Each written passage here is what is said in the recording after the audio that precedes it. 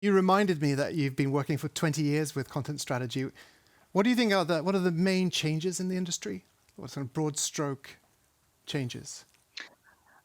Well, I think as we can see probably in many industries, as as an industry matures, there's more opportunity to differentiate and specialize within Mm. it. And I think that that's a wonderful thing because that's how more people can come into the industry and say, I don't want to know everything. I don't Mm. want to practice everything, but this area, this is my niche. And I think that that's also what helps us best serve different organizations. Certainly, that's what helps me best serve my clients. So, for example, I focus on brand driven content strategy. There are other people within the discipline that focus more on CMS driven content strategy or in specifying or in tailoring CMSs. And that's certainly a huge opportunity for growth right now. I think other people focus more on editorial strategy or the content side of design systems. So I think there are a lot of opportunities to differentiate, and that's always a good thing for both practitioners and the different organizations that we serve.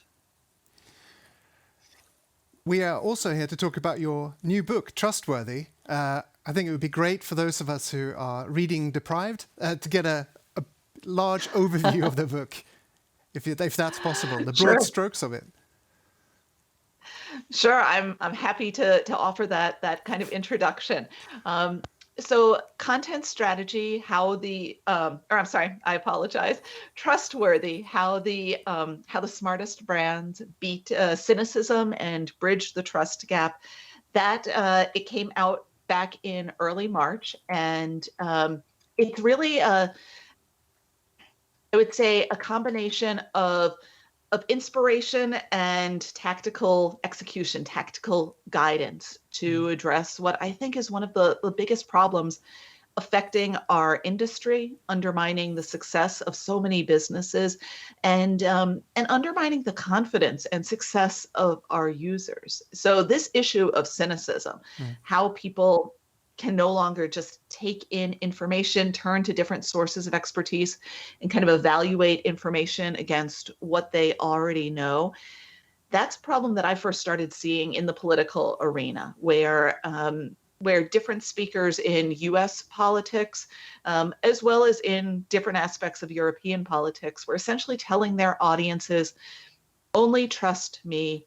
Don't do any other research. Don't Mm. trust the evidence of your own eyes. Don't trust the evidence of your own lived experiences. Just come to me for your single source of information." And of course, they've been bolstered by a lot of political media as well. And the effect of that, I mean, that's gaslighting. And the effect of that is to destabilize the confidence of those audiences, the confidence of our users in so many other disciplines and industries and other parts of their lives. And we've seen the effect of that where sales cycles have slowed down, so much marketing falls flat. And it doesn't just have to do with the pandemic, because we were seeing these problems even before the pandemic. So there are other books out there that also say, hey, this is a problem. We need to do something about it. I wanted to talk about, though, well, what can designers do about it? Is there an opportunity for brands and businesses to come into this space where we've lost so much trust in the institutions around us and have lost so much trust in governments? What can business do there? And it turns out there's a lot. And I break the book then into three sections, gathering case studies and examples from brands that are doing this well, that can offer us good models for building trust through voice, which is the familiar and consistent way brands engage with their audiences visually and verbally. And there we dig into examples of governance and visual and editorial style guidelines from brands like MailChimp, different clothing retailers, looking at different healthcare companies in that space. In the second section, volume, I look at, well, not the volume of speech, but rather how much brands need to say, the volume of detail, the length of blog posts, as well as the level of detail in visual imagery, the number of images you need to have in a maybe in a product photo gallery. to effectively bolster the needs of your audience and bolster their confidence so that we can finally answer that question of how much do you need to say? How much do you need to tell them so that they can make good decisions and feel good about the decisions they make? And there I look at examples from the NHS and gov.uk, as well as other brands and retailers and government organizations to get at that question. The third section deals with vulnerability. So we talk a lot about transparency and authenticity, and those are fine terms to fling around in marketing contexts. I want to know, how do we actually operationalize vulnerability through the choices that we make in product photography and in the overall interface design, the types of pronouns that we use. Vulnerability doesn't refer to the weakness of a brand, but rather the strength that it offers in being transparent and open to its own needs and foibles and flaws, as well as the needs of its audience. So that gets into a lot of risk. Not all brands are comfortable being vulnerable, but I share examples from different retail organizations, from different software companies, even pulling examples from Zoom to say, this is what it looks like when you're so vulnerable that you're able to bring your audience closer, whether it's because you've made a mistake and now need to dig into the aftermath of that and maybe walk through the process of an effective apology, or when your organization chooses to make its values visible, to engage in social issues, speak out on social issues, and also act on their behalf. So by looking at voice, volume, and vulnerability, I look at what designers and writers and marketers can do to help brands earn greater trust, bolster the confidence of their audiences, and ultimately empower them and make them more trustworthy in other parts of their lives. When you spoke about vulnerability, you said even with Zoom, or is that what you said? Is that an example you could give? So what would that? What happened? Sure. Well, I think, and it's certainly kind of meta for so many of us that spend so much of our days now on Zoom. I think that's a company, though, that we can look to as a wonderful example for embracing vulnerability and earning greater trust through that process. So early on in the pandemic, you might remember that was kind of when everybody started turning to Zoom. It used to be that they had something like, I think, 10 million daily business users in December of 2019. By just a few months later, so March of last year, they had ballooned to having something like 200 million daily users. So from 10 million to 200 million. And it wasn't just business customers anymore. Previously, it was a lot of business users that were supported by IT teams telling them, set a password for your meeting, make sure that only the people that you want to be there are there. And suddenly, everybody was setting up meetings on Zoom. Schools in some 20 different countries, 90,000 different schools were suddenly having classes over Zoom. People were meeting with their book clubs, meeting with their families, maybe celebrating birthdays over Zoom. And they weren't always setting meeting passwords. And they weren't always just seeing the people that they wanted to be seeing. And that was a big problem. And Zoom could have easily just blamed like the Zoom bombers and said, you're using it wrong. You're not using our platform in the way it was designed to be used. But they didn't. In April of last year, Eric Yuan, the CEO, wrote sort of an open blog post saying, "We're sorry. There are problems here. Here's what we're going to do about it." And he started out this blog post. He actually didn't say, "We're sorry." He said, "I'm sorry. Here's what we're going to do." So he apologized in the singular and then shared credit in the plural to say, here's what we're going to do. Here's what we've seen. And he described how they're learning more about some of the security issues. He thanked the journalists and other critics that had raised their attention to those security issues.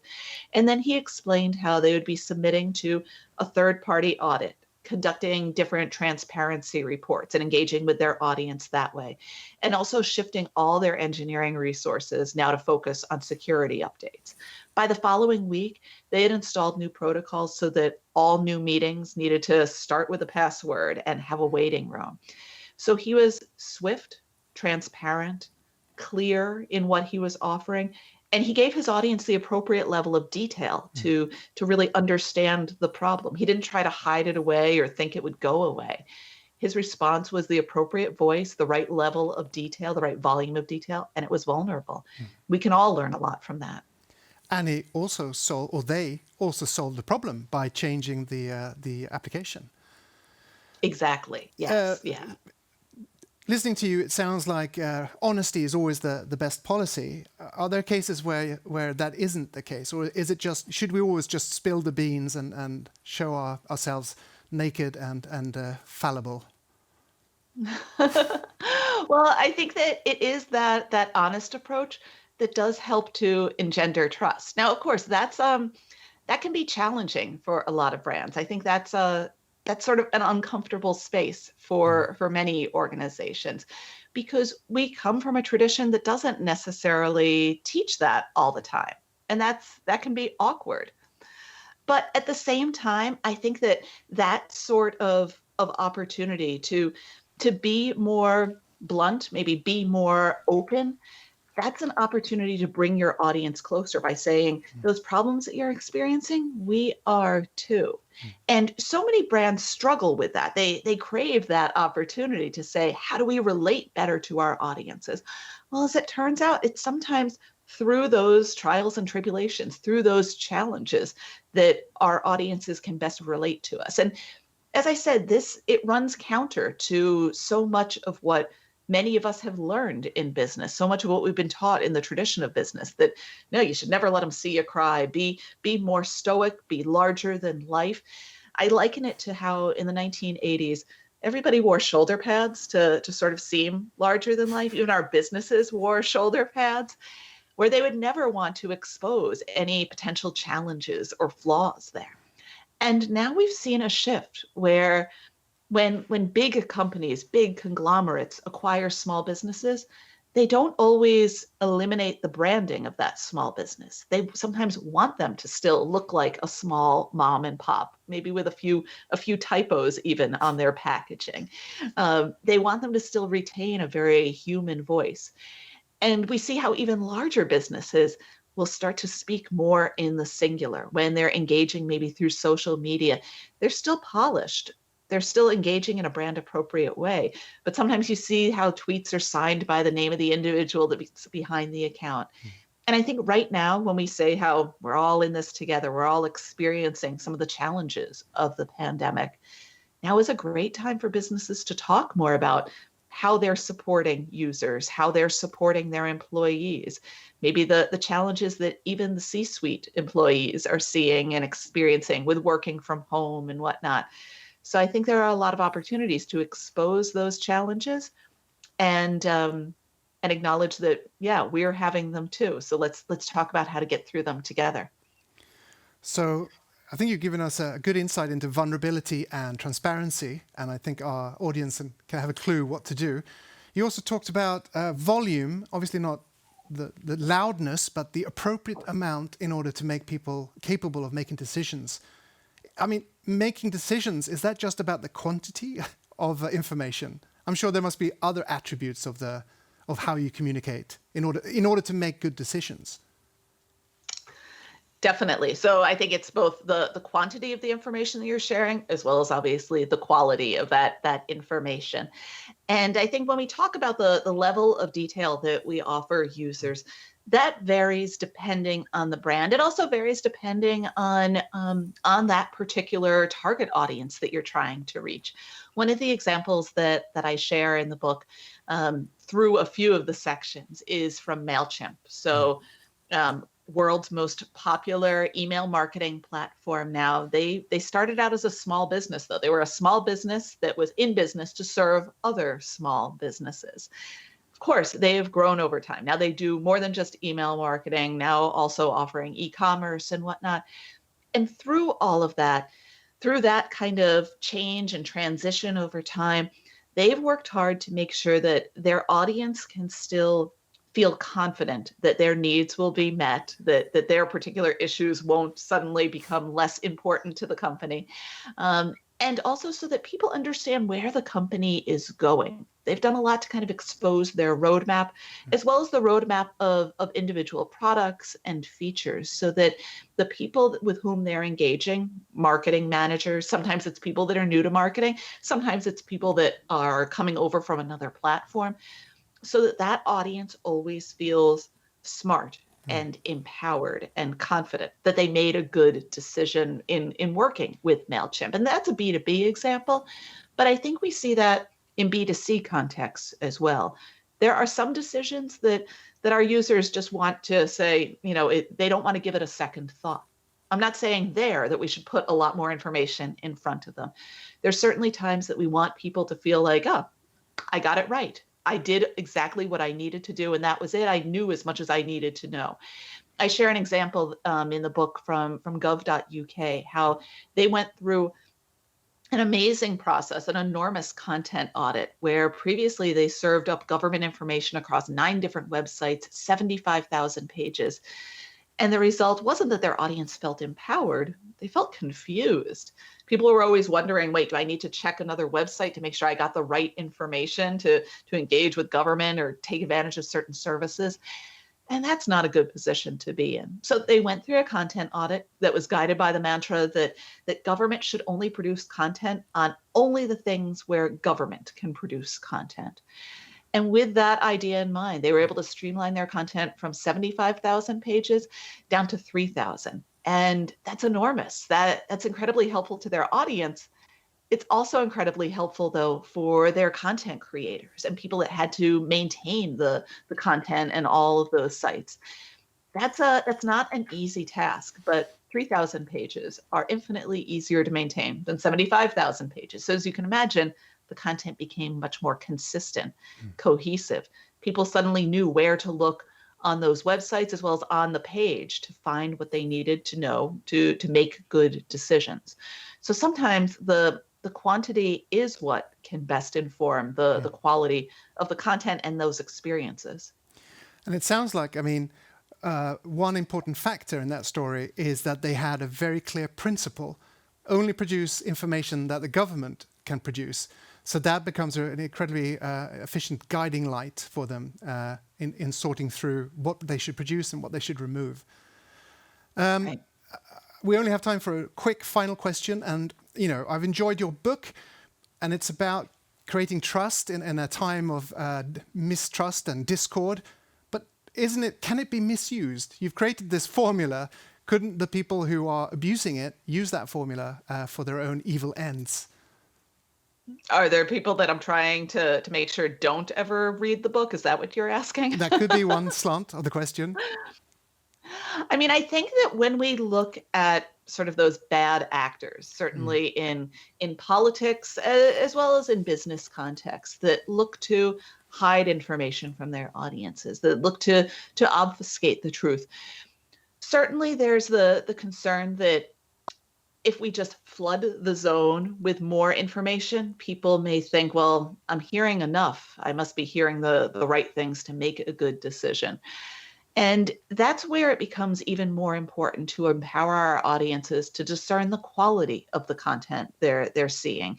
And are they getting information from high quality sources? And I think that's probably where businesses can have the greatest impact, where brands can kind of own the responsibility and the opportunity around communication right now. Because as people have stepped away from traditional sources of expertise and maybe retreated into their filter bubbles, gotten more information from people just like me, only to learn those people sometimes are just algorithms, they've pulled back. And that's where people have become cynical, when they've walled themselves off to more information, to better information. Margot? And I think there is still an opportunity, though. I'm sorry? Sorry. I have 1,000 more questions, but we are unfortunately out of time. I really enjoyed talking to you. Thank you so much for coming to From Business to Buttons. Thank you. Thank you.